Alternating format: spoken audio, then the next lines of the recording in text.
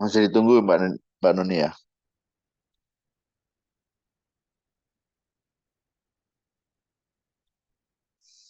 Iya Bapak, Assalamualaikum Bapak. Waalaikumsalam. Ditunggu berapa menit lagi ya Pak? 5 menit lagi kah Pak? Ya, ya Ya boleh. Bapak. Karena Bapak setelah ini harus ada kelas lagi Iya, aku. oke. Iya. Ya Pak.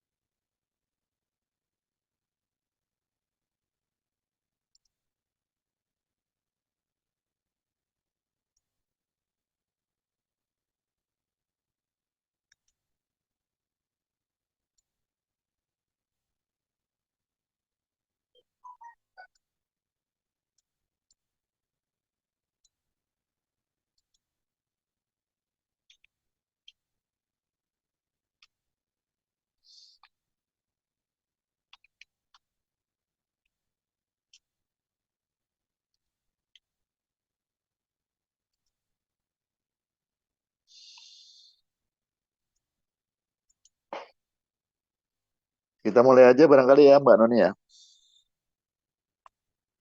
Karena cuma sampai jam 10 nih ya. Oh, iya Bapak, silakan Bapak. Ya, oke. Soalnya ini baru juga 31 orang ya. Padahal kita cukup banyak ya hari ini. Hari ini harusnya kita kan untuk hukum pajak ada 61. Baru separuh ya, tapi nggak apa-apa ya. Oke teman-teman sekalian, saya mulai aja ya. Hari ini adalah kuliah ke-6 ya. Apa? Sesi ke-6 ya Mbak ya, mana nih ya? Sesi ke-6 Iya, yang Pak. kita udah bicara 6, berarti masih ada satu lagi kan Mbak ya? Iya, Pak. Pertemuan ketujuh setelah Idul Fitri, Pak. Dari Idul Fitri sebelum UTS ya Mbak? UTS. Iya, Ah, betul, Pak. ya oke. Oke teman-teman, kita udah belajar konsep dasar, definisi sejarah, kemudian kedudukan hukum, hukum pajak, terus kemudian fungsinya apa, budgeter, ingat kan ya? Fungsi budgeter, fungsi anggaran maksudnya ya. Terus fungsi regulasi atau fungsi mengatur dan sebagainya. Terus kemudian azas kepastian hukum dan Recording sebagainya. in progress. Ya oke. Eh, kita sudah pelajarin posisi dari mulai kita mengenal konsep, mengenal kedudukan hukum pajak, tata hukum dalam tata hukum, fungsi, sistem, asas pemungutan tentang keadilan ya, tepat waktu dan sebagainya. Kemudian kemarin terakhir kita juga berbicara soal penggolongan pajak. Ya, tentunya juga Anda tahu persis tentang penggolongan pajak itu apa. Hari ini kita bicara masalah subjek dan objek pajak, masih pengenalan objek dan subjek pajak, kemudian tarif. Ya, kita singgung nanti sedikit ya. Nah, baru nanti setelah itu ke studi kasus minggu depan ini. Artinya studi kasus, kita langsung ke contoh soal supaya nanti kita dapat eh, setelah subjeknya apa, objeknya apa, pajak, kemudian kita tahu tarifnya, menarifkannya gimana, kemudian kasusnya itu penerapannya bagaimana, ya. Kalau subjek dan objek pajak itu Anda tahu persis kan semua jenis pajaknya dulu. Ini kita bicara masalah pajak pusat ya, teman-teman. Saya nggak bahas lebih jauh lagi tentang pajak daerah, subjek dan objek pajak pajak daerah.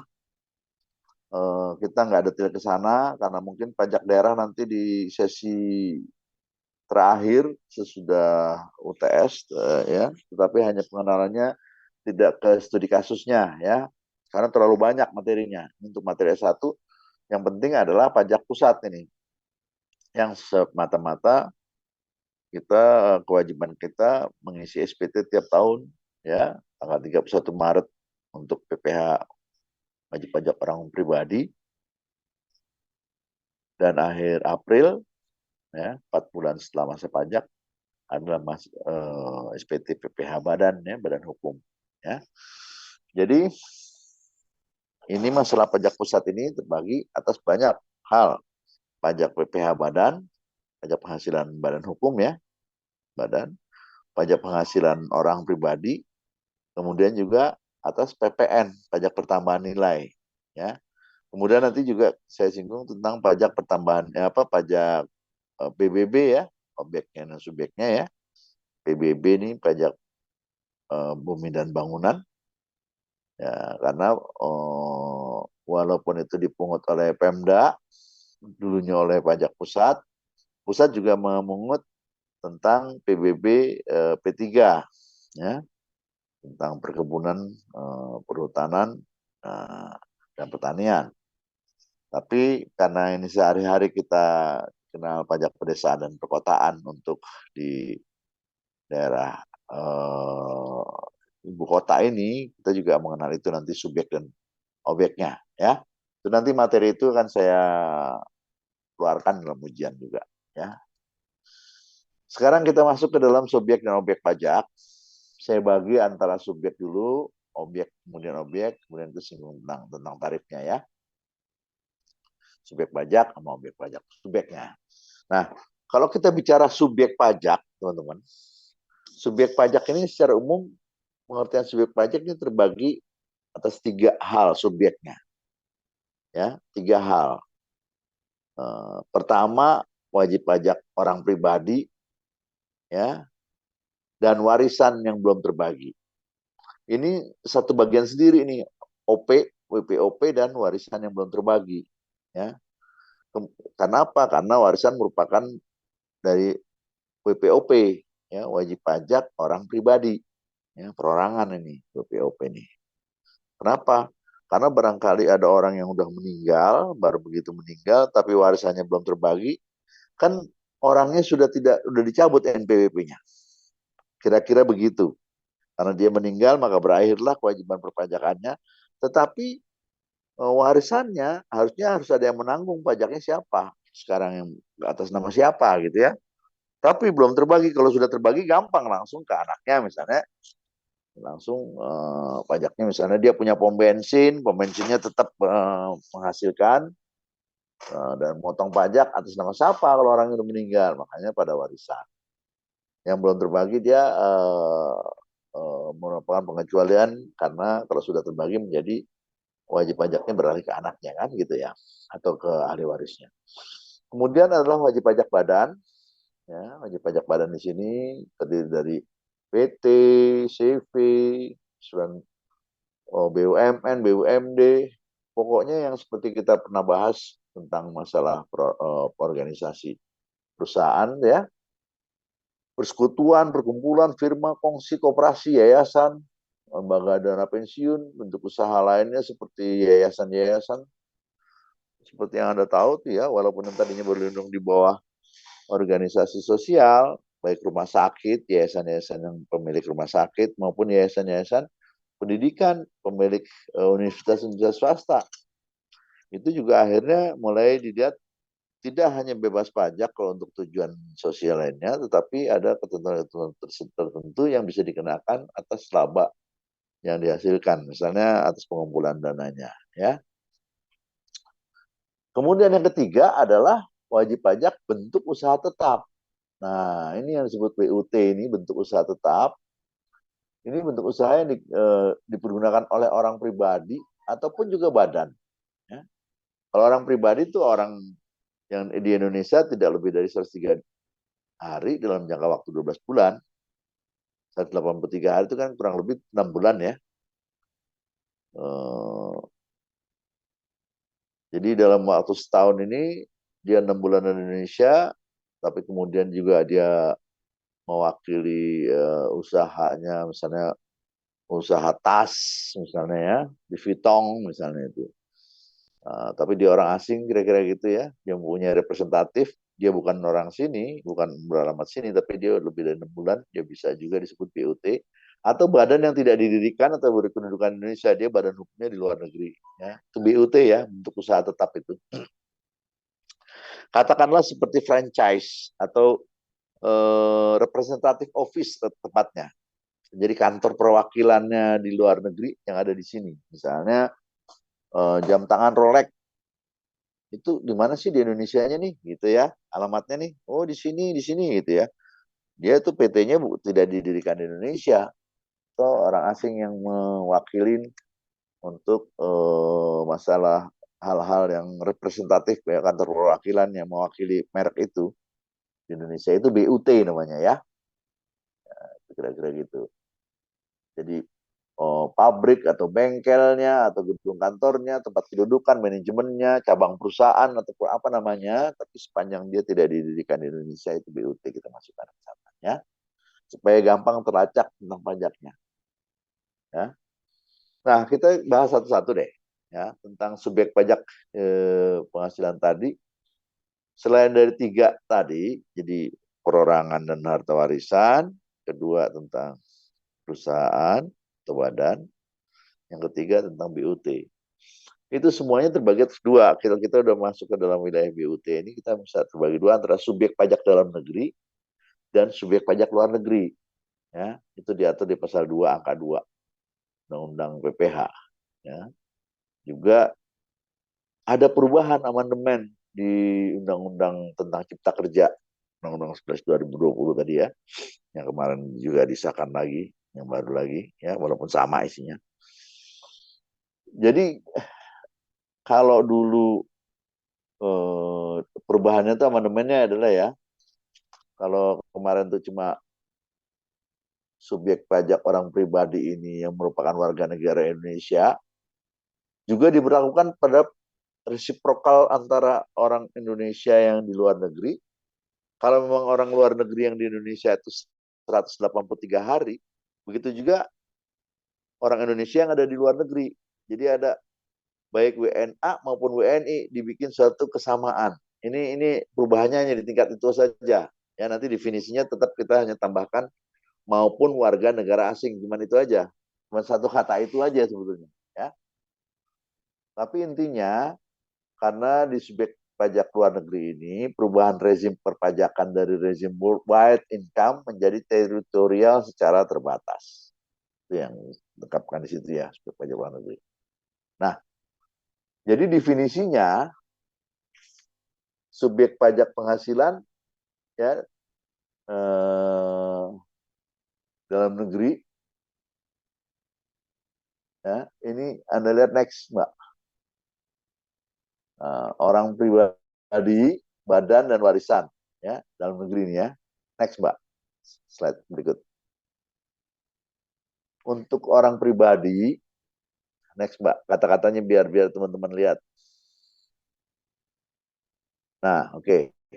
Orang pribadi, baik yang merupakan warga negara Indonesia maupun warga negara asing. Nah, jadi kalau sebelumnya, sebelum Undang-Undang Cipta Kerja itu tidak dikenal orang asing itu masuk orang PP dalam negeri. Sekarang orang asing juga masuk PP dalam negeri kalau sepanjang ya memenuhi ketiga unsur ini ya. Pertama, yang bertempat tinggal di Indonesia, itu satu ya. Kedua, berada di Indonesia lebih dari 183 hari dalam jangka waktu 12 bulan ya. Jadi setahun ini dia berada lebih dari 6 bulan ya, kira-kira gitu ya. Sebutkan di situ lebih dari 183 hari. Yang ketiga, dalam 1 tahun pajak berada di Indonesia dan mempunyai niat. Jadi ada kata niat. Itu yang ketiga itu kata-kata niat. Ya. Ini menjadi penting kata-kata niat. Ya. Jadi yang pertama bertempat tinggal di Indonesia. Kalau orang luar negeri kalau bertempat tinggal di Indonesia ya mana tempat tinggal ya. Kemudian dia berada di Indonesia lebih dari 183 hari, lebih dari 6 bulan artinya ya. Dan kemudian mempunyai niat. Ingat teman-teman sekalian sambil saya menjelaskan ini kisi-kisinya bahwa kadang-kadang saya membuat soal di sini. Saya tanya, apa yang disebut subjek pajak dalam negeri untuk orang pribadi? Nah, sesuai dengan pasal 2 ayat 3A di Undang-Undang PPH. Nah, jawaban Anda adalah orang pribadi, baik warga negara Indonesia maupun warga negara asing yang pertama bertempat tinggal di Indonesia, kedua berada di Indonesia lebih dari 183 hari ya, dalam jangka waktu 12 bulan, atau dalam 1 tahun berada di Indonesia dan mempunyai niat untuk bertempat tinggal di Indonesia. Ya, ini kadang-kadang saya suka tanya. Kemudian subjek pajak dalam negeri untuk wajib pajak badan, yaitu badan yang didirikan atau bertempat kedudukan di Indonesia kecuali unit tertentu atau badan pemerintah yang mempunyai kriteria pembentukannya berdasarkan ketentuan peraturan perundang-undangan, pembiayaannya bersumber pada APBN dan BPBD, ini kecuali pengecualiannya ya. Ketiga, penerimanya dimasukkan dalam anggaran pemerintah pusat dan daerah, dan keempat, pembukuannya diperiksa oleh aparat pengawasan fungsional negara. Artinya ini pengecualiannya ini kalau biayanya itu sumbernya dari APBN, dibiayain pemerintah, jadi uang pemerintah itu bukan wajib subjek pajak dia ya, seperti kementerian. Pokoknya yang dana dari APBN itu bukan subjek pajak ya, bukan subjek pajak penghasilan ya. Tapi kalau subjek pajak PBB semua ya, kan objeknya tanah dan bangunan, ya. Tapi kalau subjek pajak pemerintah itu bukan subjek pajak penghasilan, ya. Dan yang ketiga adalah warisan yang belum dibagi sebagai satu kesatuan menggantikan yang berhak. Ini penjelasan tentang subjek pajak dalam negeri, ya. Kemudian subjek pajak luar negeri, ya next, ya oke. Ini dibedakan antara subjek pajak dalam negeri dan subjek pajak luar negeri ini adalah di pasal 2 ayat 4. Subjek pajak luar negeri adalah orang pribadi yang tidak bertempat tinggal di Indonesia. Jadi dia tidak bertempat tinggal di Indonesia, ya subjek pajak luar negeri. Dia adanya di luar negeri. Cuman dapat uangnya itu dari Indonesia kan. Nah, intinya gitu. Makanya disebut subjek pajak luar negeri oleh pemerintah Indonesia. Kedua, warga negara yang berada di Indonesia tidak lebih dari 183 hari dalam jangka waktu 12 bulan, ya, tapi tidak bertempat tinggal di Indonesia. Yang ketiga, warga negara Indonesia yang berada di luar Indonesia, jadi ada orang luar negeri, warga negara asing, dan berada di Indonesia tidak lebih dari 183 hari, itu subjek pajak luar negeri dia. Kalau tadi kan lebih dari 183 hari, itu kan subjek pajak dalam negeri buat orang Indonesia maupun orang asing. Ya. Ini orang asing yang dia cuma datang sebulan atau 2 bulan atau sepanjang dia punya fiska lagi di pasportnya memungkinkan atau visanya, ya itu dia di bawah 183 hari dia masuk subjek pajak luar negeri. Perhatikan kata-katanya di sana.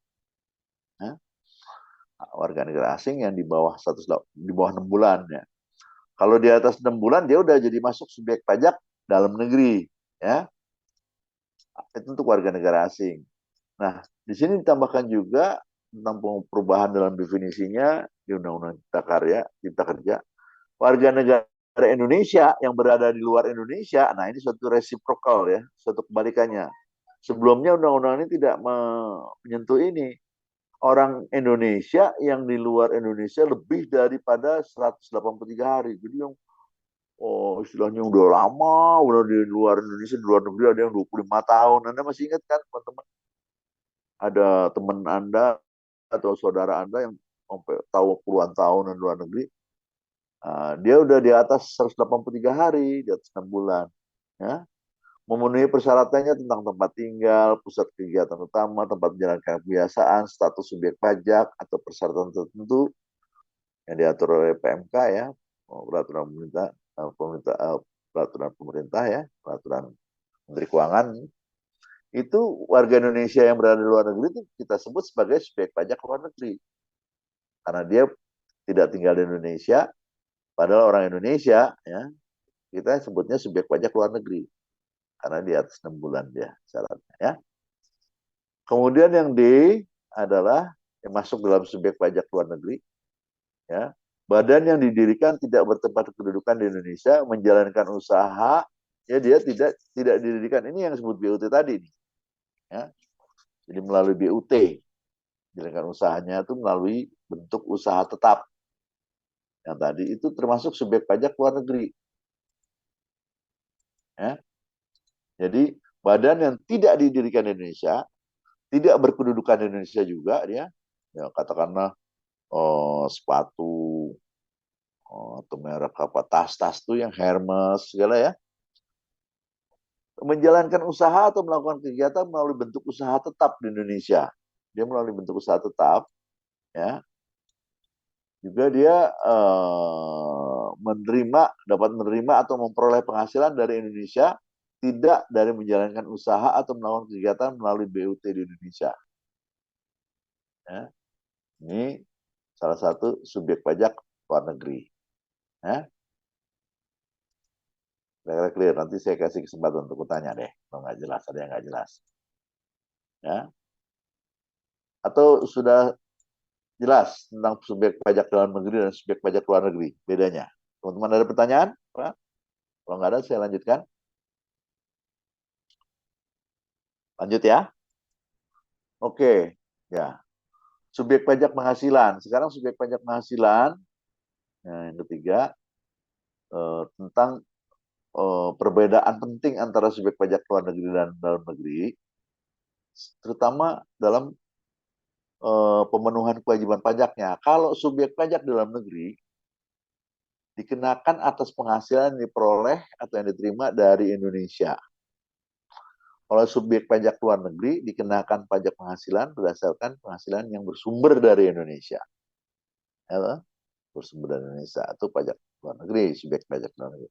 Kalau subjek pajak dalam negeri diterima diperoleh di Indonesia. Nah, terus kemudian perbedaan lainnya adalah kalau subjek pajak dalam negeri dikenakan pajak berdasarkan penghasilan itu dengan tarif umum. Sedangkan subjek pajak luar negeri dikenakan pajak berdasarkan penghasilan bruto, ya, masih bruto, dengan tarif pajak sepadan atau proporsional. Ini di pasal 24 misalnya, ya, tarifnya. Ini kita bahas lebih jauh. Ya.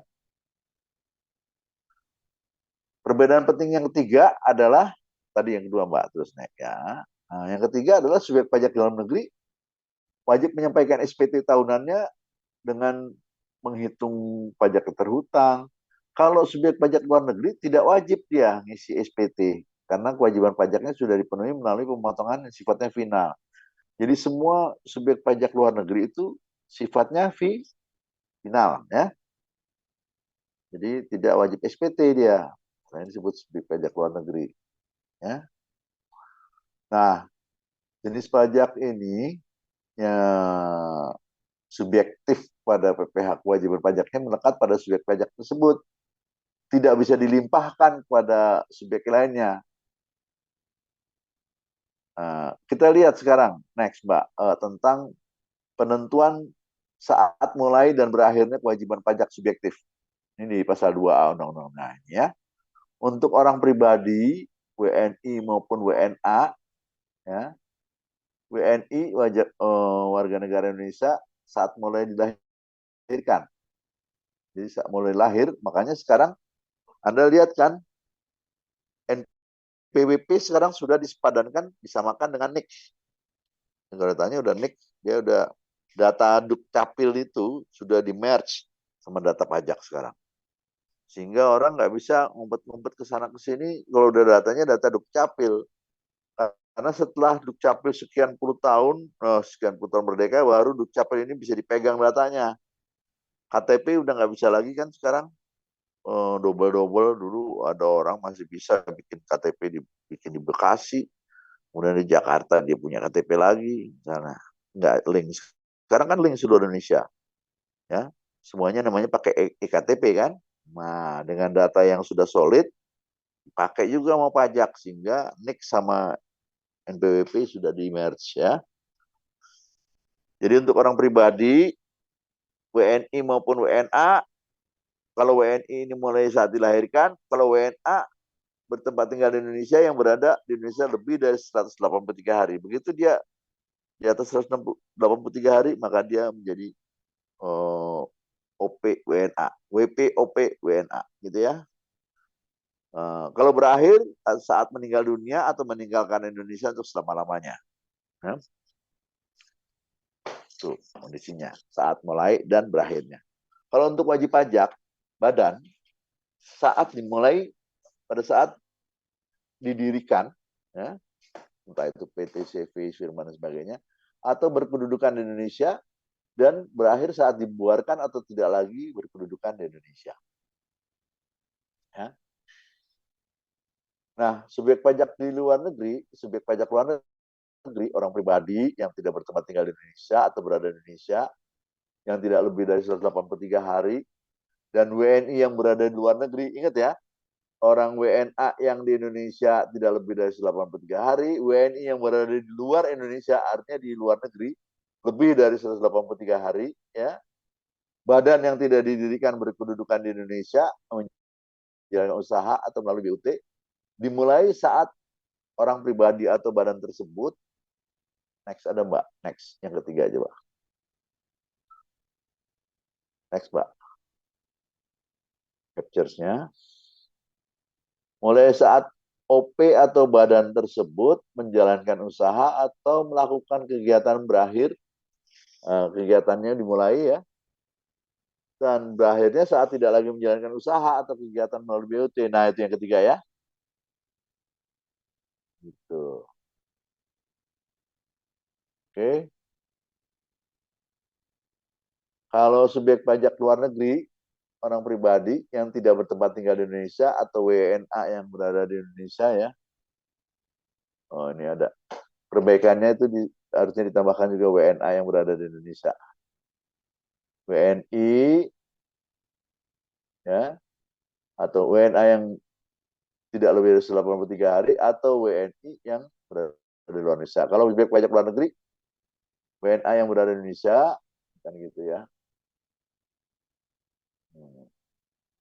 Tidak lebih dari 183 hari dan WNI yang di luar negeri lebih dari 108 hari. Ini kan resiprokal yang sudah diakomodir oleh Undang-Undang Cipta Kerja terakhir ya. Gitu. Ini subjek pajak luar negerinya. Ya, itu nanti diperbaiki deh Mbak Noni. Tambahannya nanti. Ya. Kemudian yang kelimanya untuk warisan yang belum terbagi dimulai saat timbulnya warisan dan berakhirnya saat warisan tersebut selesai dibagi. Kalau udah dibagi, udah subjek pajaknya udah berpindah kepada yang dibagi. Kemudian sekarang pengusaha kena pajak atau di subjek pajaknya dari PPN, pajak pertambahan nilai. Ya, Anda tahu dulu sebelum Undang-Undang HPP tahun 2022, HPP 2021 ya, Undang-Undang Harmonisasi Perpajakan dulu sebelumnya itu 10%. Tapi sejak tahun 2022 berlaku, ya, itu berlakunya PPH itu PPN ya, itu mulai dari 10% tuh sampai dengan Maret 2022. Mulai 1 April 2022 ke depan itu 11%. Itu untuk PPN. Ya. Itu untuk tarif umumnya PPN ke depan.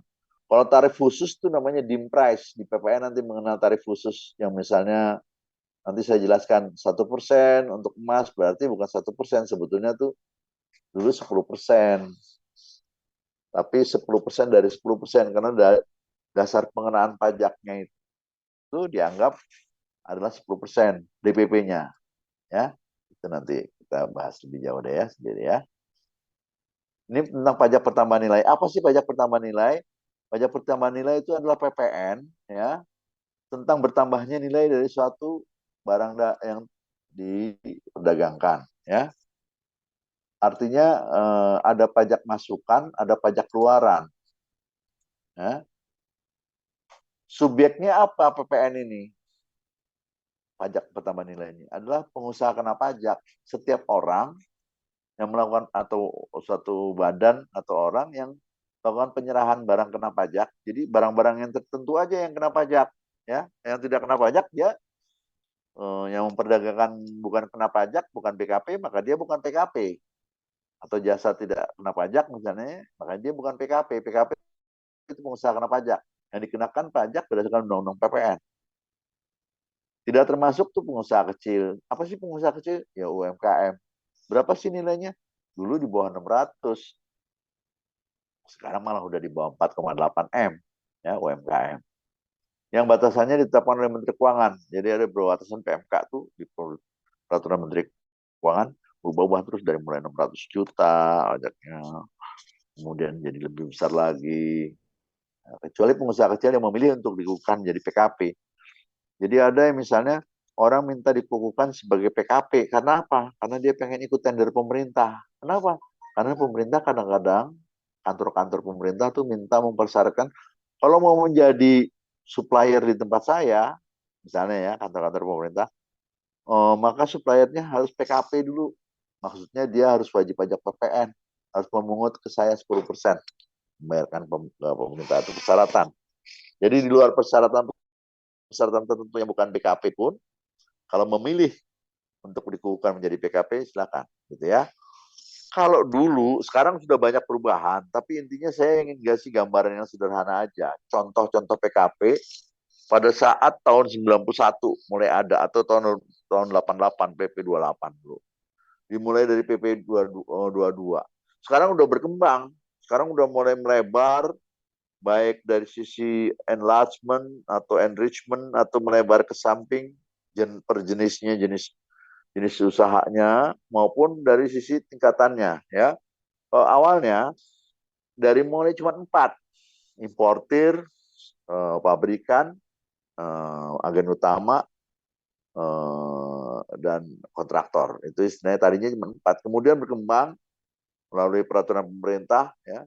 Intinya adalah yang kena PPN contohnya nih ya, yang sebagai pajak pengusaha kena pajak tuh hanya di tingkat yang kena PPN ya, hanya di tingkat pabrikan satu, kedua importir, ketiga indentor. Indentor itu adalah importir tapi bukan barang dia ya.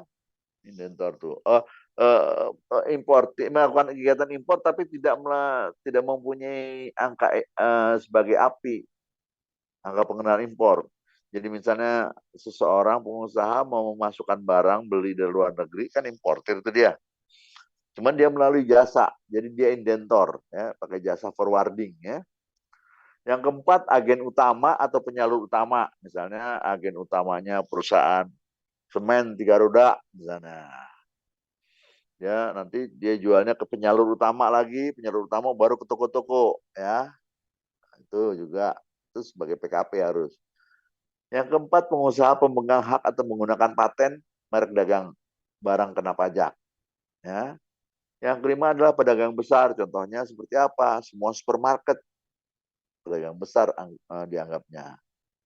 Keenam adalah eksportir. Semua eksportir kena. Cuman pada saat sekarang untuk menggalakkan ekspor, ya, dikenakan tarif 0%. Kecuali barang-barang strategis yang sekarang udah nggak boleh diekspor lagi. Seperti bahan nikel misalnya itu. Bahan mentah nggak boleh dia, Presiden. Kalau kita mau kembangkan sendiri ya bahan mentahnya. Kalau mau ekspornya bahan jadi, itu 0% sekalian malah. Kemudian pedagang eceran besar ya, itu termasuk pedagang eceran besar itu termasuk supermarket ya, sorry. Tadi bukan pedagang besar aja. Kalau pedagang besar itu kan PBF misalnya, pedagang besar farmasi ya. Oh. Kemudian pemborong atau kontraktor itu juga kena PKP ya, sebagai PKP, pengusaha kena pajak PPN ya. Kemudian selanjutnya adalah pengusaha jasa di bidang telekomunikasi, pengusaha jasa angkutan udara, ya bukan angkatan udara, angkutan udara dan dalam negeri, terus pengusaha lain yang ditetapkan oleh Direktorat Jenderal Pajak. Ya, ini contoh-contoh daripada para subjek-subjek pajak PPN, ya teman-teman ya.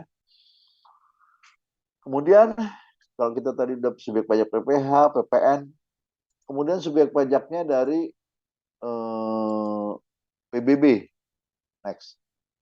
Subjek pajak PBB adalah orang atau badan yang mempunyai kewajiban melunasi pajak bumi dan bangunan sesuai dengan ketentuan Undang-Undang PBB.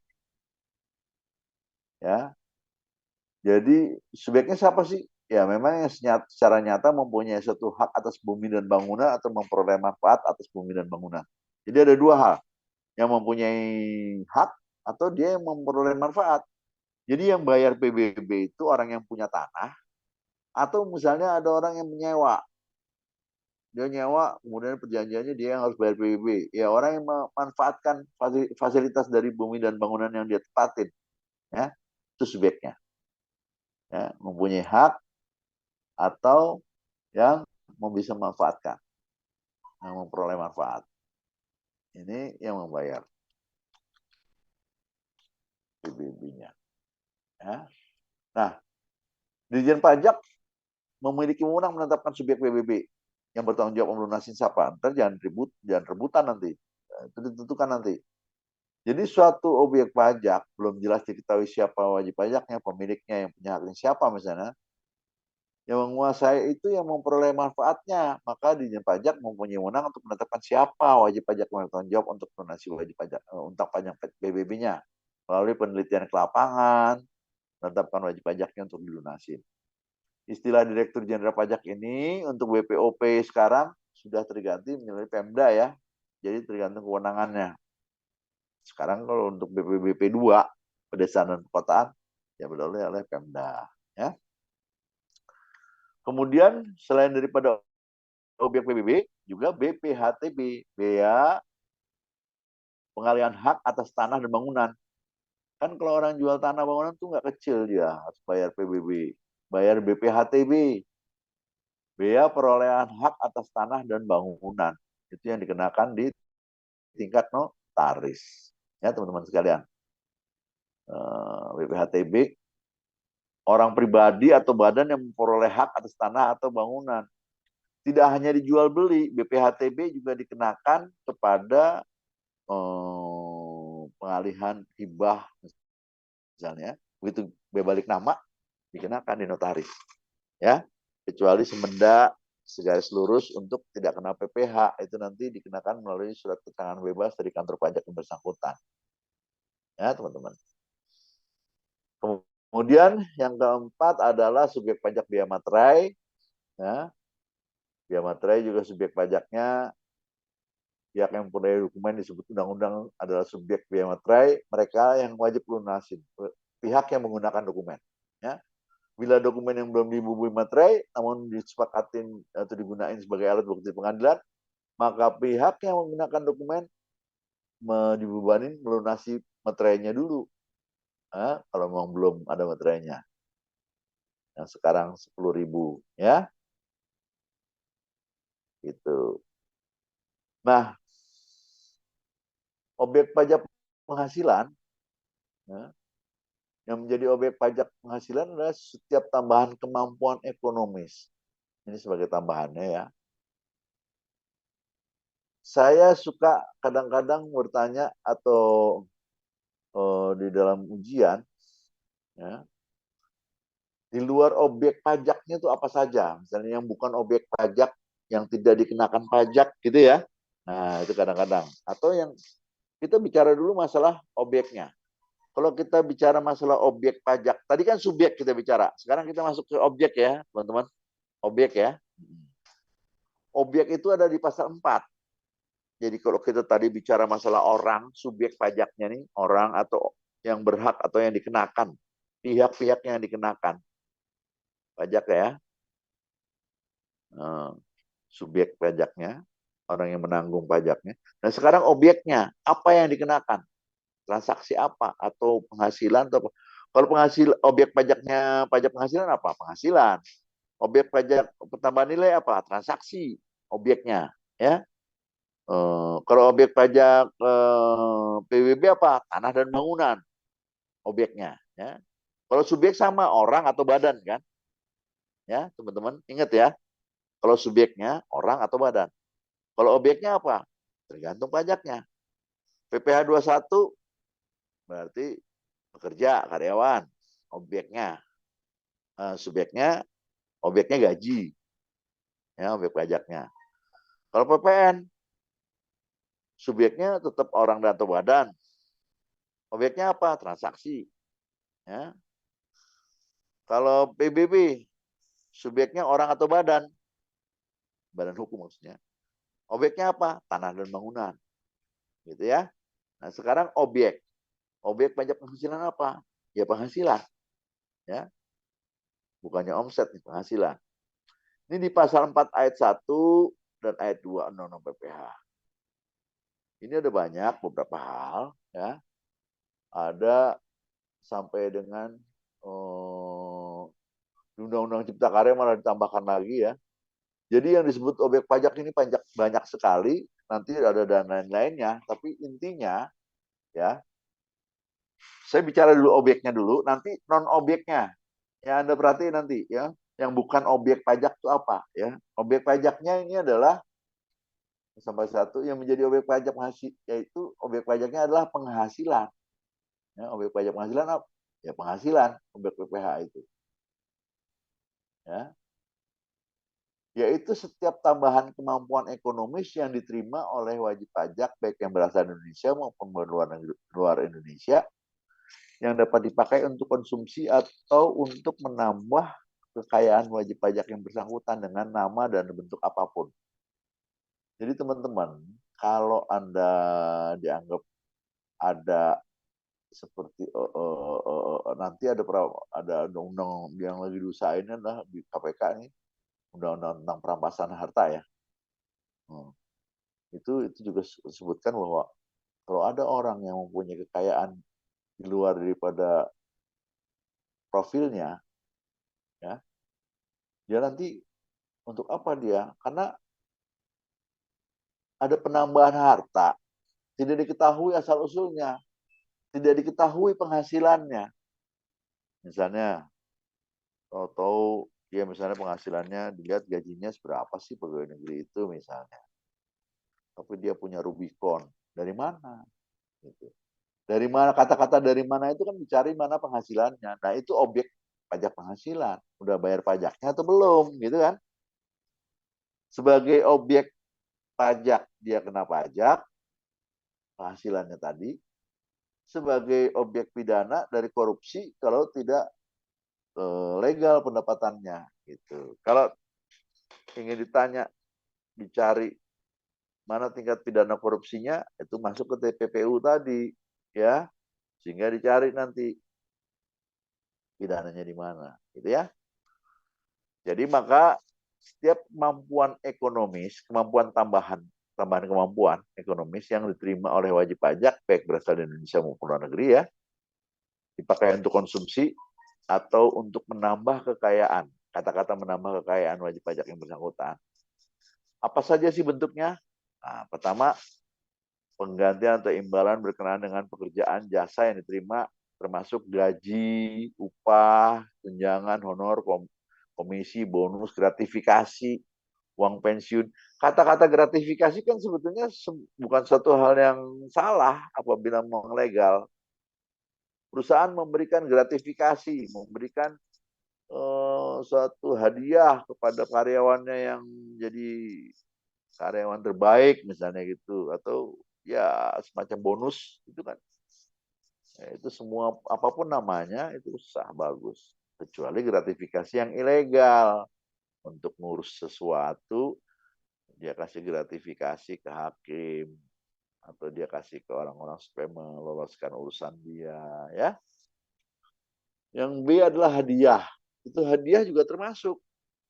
Ingat, saya pernah sebutkan mana yang kena pajak final dulu kan, termasuk hadiah loh.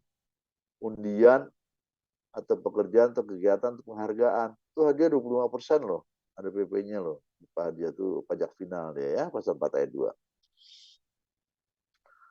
Yang ketiga adalah laba usaha. Ya, tadi kan penggantian atau imbalan berkenaan gaji, upah itu objek PPh. Kedua hadiah, ketiga yang C adalah laba usaha. Yang D adalah keuntungan karena penjualan, ya, atau pengalihan harta, termasuk hartanya perseroan dan sebagainya. Ketiga tentang keuntungan pengalihan harta, pemegang saham, tempat karena likuidasi, penggabungan juga dihitung, ya. Nah, kemudian objek selanjutnya adalah keuntungan karena pengalihan harta. Ini kita sampai jam berapa nih? 9.40 sampai jam 10 ya cuma ya. 20 menit lagi. Saya harus selesaikan buru-buru ya. Paling enggak teman-teman ada kesempatan bertanya, lebih baik. Jadi objek pajak penghasilan ini ada sebutkan ya tentang keuntungan dan sebagainya itu untuk huruf A B C D masih ada D. Kemudian E-nya next Mbak. Penerimaan kembali pembayaran pajak, kalau dia bayar pajak kelebihan maka ada penerimaan lagi pembayaran pajak, itu adalah penerimaan ya, tambahan pengembalian pajak. Yang F, next Mbak. Next slide. Bunga termasuk premium, diskonto, imbalan karena jaminan pengembalian utang. Jadi Anda misalnya menerima bunga dari orang yang minjem Anda misalnya terima pembayaran terlambat dikenakan bunga misalnya atas misalnya Anda jual terigu, orang utang dulu berapa hari tentukan, kalau lebihin dari waktunya kan tentunya Anda dibungakan atau sanksi bunga gitu ya. Atau juga yang G adalah dividen, ya oke, ya. Kalau pembagian dividen perusahaan, ya, apapun bentuknya dividen itu, kalau pembagian sisa hasil usaha koperasi itu sudah dicoret dari melalui Undang-Undang Cipta Kerja. Ya. Yang H itu royalti, itu juga ada kenalan pajak. Seperti Anda misalnya lihat Kentucky Fried Chicken tuh. Itu dia harus bayar royalti tiap tahun berapa itu. Misalnya setahun dia 100 juta ke Amerika. Pemegang royaltinya siapa? Kentucky, KFC-nya Amerika, itu bayar royalti. Itu juga sebagai objek PPH. Begitu dia bayar 100 juta, dia kena pajak atas royalti 20%, ya, 20 juta bayar ke pemerintah. Ya.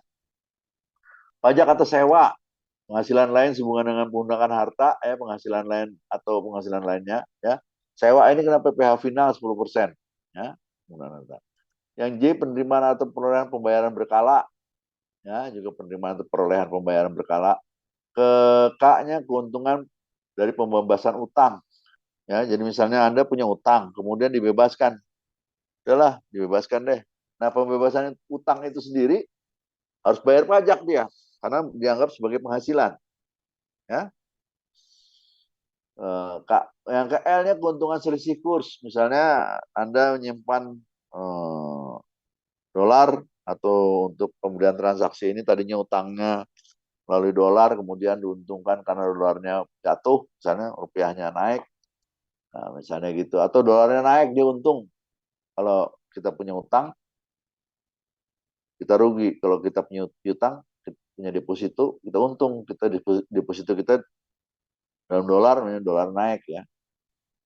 Terus kemudian selisih lebih karena penilaian kembali aktiva, kita nilai lagi, kita bayar kalau memang aktiva kita dinilai ulang. Jadi ada revaluasi aktiva tetap, ya. Kemudian premi asuransi juga, ya. Iuran diterima oleh memperoleh keuntungan perkumpulan, iuran yang diterima atau diperoleh perkumpulan anggotanya dari wajib pajak menjalankan usaha operasi, ya, iuran koperasi. Tambahan kekayaan itu dari penghasilan yang dikenakan pajak, yang belum dikenakan pajak, ya. Terus penghasilan dari usaha berbasis syariah juga termasuk di dalamnya. Imbalan bunga, ya, itu tata caranya disebutkan juga, imbalan bunganya itu sebagai objek pajak penghasilan, ya. Terus surplus Bank Indonesia. Di Undang-Undang Cipta Kerja ditambahkan lagi, ya, satu perubahannya, pasal-pasal ditambahkan di pasal 1 A, B, C, dan D, dikecualikan tentang WNI yang telah menjadi subjek pajak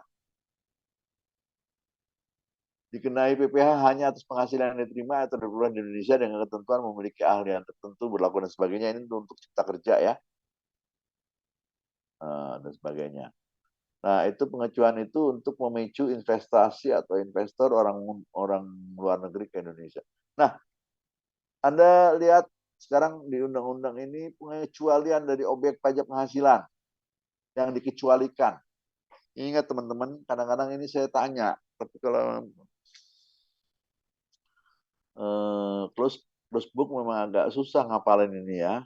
Dikecualikan dari objek pajak diantaranya adalah sumbangan yang ketentuannya diatur oleh peraturan pemerintah. Zakat, ya, itu bisa dibebaskan dari, dikecualikan sebagai objek, ya. Harta hibah hanya kepada anak sedarah dalam garis lurus 1 derajat, ya. Jadi kalau ke cucu enggak, tapi ke anak bisa, ya, anak sedarah dalam garis satu keturunan keluarga itu hibah boleh. Mekanismenya pakai apa? Melalui surat keterangan bebas PPh, ya. Warisan juga begitu, ya. Harta setoran tunai yang diterima, ya, oleh badan bagaimana ada maksud pasal 2 itu. Kemudian juga penggantian imbalan sehubungan dengan pekerjaan, ya, yang menggunakan norma perhitungan khusus atau dim price, ya. Keenam, pembayaran dari perusahaan asuransi, ini pengecualian objek penghasilan, ya. Ketujuh, dividen atau bagian laba yang diterima PT sebagai wajib pajak dalam negeri. Syaratnya dividen berasal dari cadangan laba usaha, ditahan dan sebagainya, ya. Yang kedelapan, iuran yang diterima dana pensiun. Kesembilan, penghasilan modal yang ditanamkan dana pensiun, ya. Ke-10, bagian laba yang diterima anggota CV. Ke-11, penghasilan yang diterima perusahaan modal Ventura. Ini ada banyak sekali, ya. ke-12 Anda bisa pelajarin lagi di situ, tapi saya pikir ini nggak saya keluarin deh, karena terlalu panjang dan ini karena sifatnya tidak open book kan kita nanti ya. Tapi sebagai pengetahuan Anda harus tahu ya, yang ke-13 bantuan atau santunan dibayarkan oleh Badan Penyelenggaraan Jaminan Sosial. Nah, objek pajak penghasilan, kalau saya ringkas tadi, objek pajak penghasilan yang diterima dalam mekanisme pemungutan, jadi withholding tax, ya. Itu disebut PPh 21 ini terima berupa gaji, upah, dan sebagainya dipotong langsung oleh majikannya atau perusahaannya yang sifatnya tidak final. Dia bisa jadi kredit pajak. Ya, mekanismenya mekanisme pemungutan, dipungut tetapi dia bisa diperhitungkan gitu ya sebagai kredit pajak. PPh pasal 22 atas penerimaan jasa pada pemerintah atau import. Yang pada pemerintah itu apa sih? Kalau Anda misalnya beli kepada perusahaan atau kepada pabrik gula punya pemerintah, kalau bukan punya pemerintah enggak, pasal 22. Atau Anda kepada bendaharawan suatu perusahaan atau suatu lembaga, misalnya kepada Kementerian Agama, Anda dikenakan PPh pasal 22, misalnya penyerahannya jasa kepada pemerintah misalnya ya. Kalau PPh pasal 23 atas bunga, dividen, royalti, sewa, imbalan jasa teknik dan sebagainya. Ini banyak yang dipisahkan ke PPh final ya. PPh pasal 26 pemotongan atau penghasilan yang bersumber dari terima WP luar negeri atau BUT. Ini pasal 26. Bedanya 23 sama 26. Itu kalau 23 itu dalam negeri, pasal 26 itu luar negeri. Objek PPh itu penyerahan BKP ya. Kalau objek PBB, nah ini gampang Anda bisa apalin ya, teman-teman. Objek PBB ini bumi, permukaan bumi seluruhnya. Bangunan adalah konstruksi teknik yang ditanam atau dilekatkan pada tanah. Termasuk dalam pengertian bangunan adalah jalan lingkungan, jalan tol, kolam renang, pagar mewah, itu di objek PBB itu ya. Nah, objek yang tidak dikenakan PBB ada 5. Next, Mbak. Ini yang Anda harus tahu ya. Kadang-kadang saya nanya ini dalam ujian, apa objek pajak yang tidak dikenakan PBB? Ya, Anda apalin aja. Misalnya rumah ibadah, masjid, ya, rumah sakit, jasa pendidikan, kemudian yang tidak dimaksudkan dalam untuk keuntungan. Jadi bangunan yang tidak untuk memperoleh keuntungan. Ya. Tapi kalau misalnya PBB untuk tertentu saja yang bisa dapat keringanan ini. Rumah sakit misalnya dipersyaratkan kalau rumah sakitnya dia udah mahal, dia nggak kena dia. Dia tetap harus bayar PBB. Jadi persyaratkan misalnya dia rumah sakitnya bisa untuk orang miskin dan sebagainya. Itu ada ketentuan-ketentuannya. Ya. Objek pajak yang digunakan untuk kuburan, peninggalan purbakala, atau sejenisnya. Jadi kalau Anda saya tanya, objek yang tidak dikenakan PBB apa aja sih? Masjid, yang kedua kuburan, udah cukup tuh. Terus kemudian hutan lindung, atau hutan suaka alam dan hutan apa yang namanya hutan ya. Kemudian perwakilan diplomatik, itu juga yang keempat. Dan yang kelima, objek pajak yang digunakan oleh Badan Perwakilan Organisasi Internasional yang ditentukan oleh Menteri Keuangan. Ya. Ini ada 5 hal yang menjadi non objek PBB ya, teman-teman. Biasanya saya suka tanyain. Ya. Kemudian objek pajak bea materai apa saja sih? Dokumen. Next, Mbak. Ya. Oke. Kemudian dokumen yang bersifat perdata itu maksudnya apa saja? Objek ini. Ya, kan disebutkan di situ bahwa objek pajak ini dokumen yang dibuat sebagai alat menerangkan mengenai suatu kejadian bersifat perdata, yang di alat bukti pengadilan juga. Nah, sekarang yang bersifat perdata apa saja sih?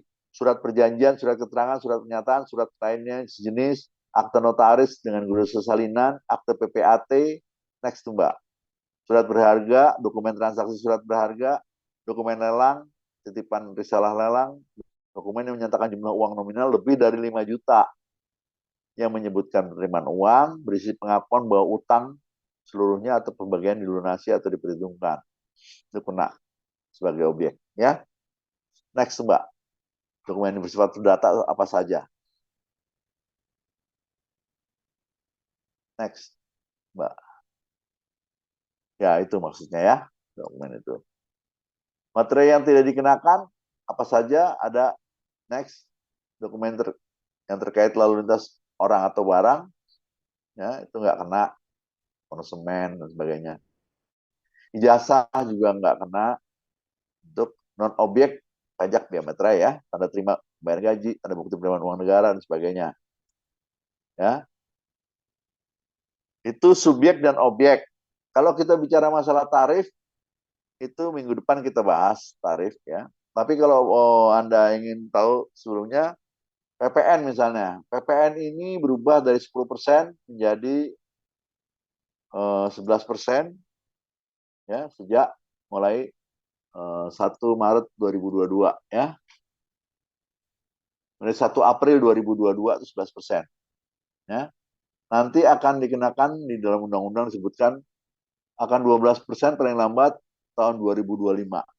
Akan dikenakan menjadi 12% PPN. Ya. Kemudian PPH, kalau PPN tadi ya, saya gambarkan bahwa ini sebetulnya ilustrasinya saya nggak punya waktu lebih jauh sih ya. Itu misalnya importir, dia ada pajak masukan dan ada pajak keluarannya. Ya, ntar dia 10%-nya. Nanti dari importir ke pabrikan barang itu ya, kena lagi 10%. Nanti yang dikenakan 10% jadi pajak masukan, jadi kredit pajaknya. Ya, dijualkan kepada pabrikan berikutnya, dia memungut 10%. Ya. Kemudian dari pabrikan ke penyalur, dia memungut 10%. Tapi sebelumnya dia sudah dipotong 10% dari bahan bakunya. Misalnya gitu ya. Itu sebagai pengurang. Begitu seterusnya PPN itu ilustrasinya ya. Gitu. Next Mbak, masih. Nah, terus kalau misalnya kalau PPH, nah PPH juga tarifnya, kalau PPH badan, itu sampai dengan terakhir Undang-Undang HPP, kan tahun 2020 sampai dengan 2021, kemarin Undang-Undang PPH bilang kan 22%. Sebelumnya kan 25% tarifnya. Ya. Tapi karena tahun 2017 rata-rata OECD 23% dan sebagainya, kemudian dia mencari bahwa mulai tahun 2020 itu pajaknya tidak 25% lagi tapi 22%. Sampai dengan Undang-Undang HPP tahun 2022 pun seharusnya dulu di Undang-Undang PPH pertama, di Undang-Undang Cipta Karya itu Cipta Kerja itu 20% untuk 2022, tapi masih diamandemen lagi tetap 22% di Undang-Undang Harmonisasi dan Peraturan Perpajakan. Nah, masih 22%, belum ke 20%. Ya. Kemudian terhadap pelaku usaha UMKM, masih tetap kena insentif penurunan tarif sebesar 50% melalui 31E, pasal 31E. Ya, dengan brutonya sampai 500 juta. Jadi ada undang-undang HPP juga yang menyatakan sampai dengan sekarang PPH badan itu 22%. Kalau untuk PPH perorangan, ya tarif kayaknya next deh Mbak, ada saya buat belum ya? Enggak, masih. Tarif PPH perorangan nanti juga minggu depan kita bahas lebih jauh ya. Bedanya kalau undang-undang PPH sebelumnya di Undang-Undang 36, ya itu lapisan pertamanya tuh 5% tuh dengan rentang penghasilannya 0 sampai 50 juta. Tapi Undang-Undang HPP mulai tahun 2022, tahun pajak 2022 kemarin yang baru SPT-nya baru diisi sampai dengan Maret 2023 ini, 0 sampai 60 juta rentang penghasilannya.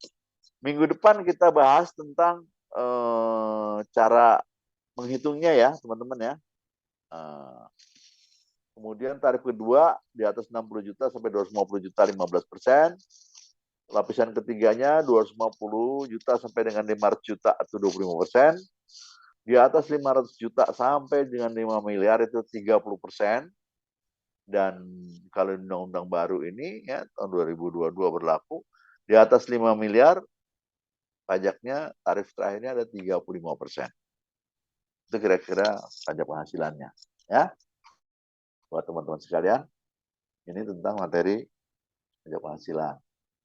Kalau untuk tarif biaya materai, nah ya, biaya materai tetap 10%. Nah, ini juga 10.000 di pasal 3-nya, ya, di pasal 5 Undang-Undang Nomor 10. Dokumen yang dimaksudnya juga di pasal 5 sekarang berubah, bukan pasal 3. Tarif tersebut dapat diturunkan atau dinaikkan dengan peraturan pemerintah setelah konsultasi. Itu bahasanya masih dibuka kerannya kalau mau diturun naikkan pada situasi tertentu. Nah, teman-teman sekalian, saya kira sampai di sini saya sudahin. Ada pertanyaan nggak? Saya bisa sampaikan? Ya. Oke, jam 9.58. Ada yang tanya, teman-teman? Untuk materi subjek pajak, objek pajak, juga singgungan tarif masing-masing. Jadi kesimpulannya adalah subjeknya PPh, ya, pajak penghasilan apa saja, subjek pajak dalam negeri, subjek pajak luar negeri, ya. Kemudian objeknya apa saja. Jadi subjeknya itu kan ada 3, perorangan, orang pribadi, ya, subjek membayar pajak ini, badan hukum, atau warisan yang belum terbagi, ya, 3 ya, subjek. Kalau objeknya yang dikenakan pajak siapa saja yang dikenakan pajak? Tadi kan subjek yang siapa saja. Apa saja sekarang objeknya? Objeknya banyak. Kalau PPh adalah penghasilan, PPh 21 adalah upah, gitu. PPN adalah transaksi, gitu. PBB adalah tanah dan bangunan objeknya. Biaya materai adalah dokumen, ya. Nah, itu subjeknya. Tapi Anda bisa dilihat nanti tadi yang saya sudah sebutkan, ya. Masalah tarif juga kita singgung di situ. Tapi minggu depan kita akan bahas lagi tarif lebih detail lagi dengan PTKP dan sebagainya dan cara menghitungnya secara studi kasus. Ada pertanyaan teman-teman? Sebelum saya serahkan kepada Manoni, kita close. Nggak ada? Ini masih kurang lebih dari 61 orang, sekitar 60% masih cuma yang datang, yang hadirnya. Oke, kalau nggak ada pertanyaan, saya serahkan kepada Manoni. Ya, Oke, makasih Pak silakan Jody. Manoni, Ya, ada tambahan ya. rekan-rekan, tambahannya untuk rekan-rekan yang sudah hadir, silakan tuliskan NIM dan nama di kolom chat. Dan mohon izin Pak, mau ingatkan ini ya Pak, Ya. untuk kelompok ya Pak, Iya betul tugas ya. kelompok, ya rekan-rekan. Nah, kalau nggak salah ada Urfatul, ketua kelasnya Urfatul ya. Kemarin sudah dibagi kelompok pajaknya ya, nanti tolong di-share di grup ya. Dan itu tugasnya adalah membuat apa makalah atau paper terkait tema yang terupdate ya Pak ya, Ya. tentang Jadi perpajakan, baik itu jadi PPh. teman-teman, ini nanti takut untuk membantu nilai ya Mbak Nani ya. Iya Pak. Untuk membantu nilai, Dan kita pokoknya terkait tugas yang diberikan bikin kelompok, bebas ya temanya, tapi soal pajak yang terjadi sekarang lah, misalnya Anda yang lagi rame di viral atau memang yang menjadi bahasan sekarang, misalnya ya, silahkan tentang pajak ya, terutama ya, silahkan. Dan nilai ini diharapkan bisa membantu Anda untuk kekurangan nilai. Kira-kira gitu ya Mbak Noni ya. Jadi kita lepaskan yang kasus-kasus atau masalah-masalah perpajakan yang mutakhir gitu kira-kira ya. Silakan Mbak Nani lanjutkan, maaf saya potong. ya. Ya nggak apa-apa Pak, silakan Pak, mohon Nah, izin ini apa emang internet saya juga kayaknya agak ini Pak, nggak stabil, jadi agak putus-putus Pak. iya ya. Oke, mohon izin saya teruskan lagi bahwa Ya. nanti rekan-rekan mengumpulkan tugasnya itu di pertemuan 9. Jadi sebelum kalau bisa nanti saya akan umumkan di grup kapan terakhir pengumpulan. Yang jelas sebelum tanggal pertemuan 9 itu sudah ada materinya. Jadi rekan-rekan nanti akan ada presentasi ya Pak ya Ya, untuk eh, paper atau makalah yang kelompok sudah buat, lalu akan dipresentasikan. Jadi setiap pertemuan itu ada 2 kelompok yang akan mempresentasikan makalahnya, gitu. Halo rekan-rekan, jelas suara saya? jelas ya. Jelas Bu, jelas. Oke, oke. Jadi tolong sudah ini kan libur Ramadan juga panjang ya sebelum Idul Fitri, jadi bisa rekan-rekan koordinasikan dan bisa dimanfaatkan juga waktu luangnya untuk dikerjakan tugasnya. Ya, nanti akan setelah dipresentasikan tanya jawab. Jadi yang di sana nanti yang aktif mempresentasikan dan menjawab dan yang memberikan pertanyaan juga akan kita catat ya Pak ya, keaktifan rekan-rekan. Kita nanti akan dipandu diarahkan juga oleh Pak Jody, kita rekan-rekan ya. Jelas ya rekan-rekan. Jadi mohon dikerjakan tugas kelompoknya karena tadi yang sudah disampaikan Pak Jody bahwa nilai tugas ini sangat membantu nilai-nilai UTS dan UAS rekan-rekan yang jatuh. Gitu rekan-rekan. Jelas ya. Jadi ini kan pertemuan ke-6, nanti kita Idul Fitri, libur Idul Fitri sampai sekitar tanggal 2 kalau nggak salah, nanti kita ada lagi pertemuan, 1 kali pertemuan lagi untuk sesi 7. Setelah itu kita UTS di minggu ke-8, tanggal 8-an ya. Nah, untuk lebih lanjutnya nanti bisa rekan-rekan lihat ujiannya. Sebentar saya cek dulu, ujian hukum pajak itu kalau nggak salah tanggal 10 ya. 10 ya. Hukum pajak kalau nggak salah tanggal 10. Nah, rekan-rekan perhatikan tanggal-tanggal tersebut jangan sampai tidak hadir ujian dan ujiannya offline. Ujian UTS dan UAS offline ya rekan-rekan ya. Jadi persiapkan diri Anda. Oke, Hadir ada ke kampus. pertanyaan rekan-rekan? Iya, pertemuan 7 offline juga Pak di kampus Ya. Pak. 7 datang di kampus dan UTS-nya juga datang ke kampus juga harus datang. Jadi kalau susulan yang tadi kami infokan ya, kalau mau ujian susulan itu biasanya ada kriterianya yang bisa dibolehkan ujian susulan yaitu biasanya sakit atau dirawat atau ada keluarga inti meninggal. Nah, itu dan selanjutnya seterusnya itu ketentuannya ada di daftar akademik. Jadi rekan-rekan bisa mengajukan surat ujian susulan itu ke sekretariat fakultas hukum. Nah, setelah itu kalau disetujui baru dari info itu dapat ke dosen ya rekan-rekan gitu prosesnya. Dan juga kita ingatkan tidak boleh mencontek atau curang dengan membuka catatan atau mencontek temannya itu kalau kita kedapatan hal itu dari pengawas itu akan kita kenakan sanksi sesuai peraturan yang ada di UAI yaitu dienolkan atau tidak dikoreksi ya rekan-rekan untuk jadi catatan khusus nih rekan-rekan ya. Jadi ini masih banyak waktunya, jadi rekan-rekan bisa untuk belajar persiapan UTS materi pun sudah di-upload di sistem, jadi rekan-rekan bisa baca, pelajari, yang kalau tidak ada yang hal yang tidak diketahui atau ingin ditanyakan bisa langsung ke Pak Jody dan masih ada pertemuan ke-7 nanti bisa langsung ditanyakan juga di saat pertemuan ke-7.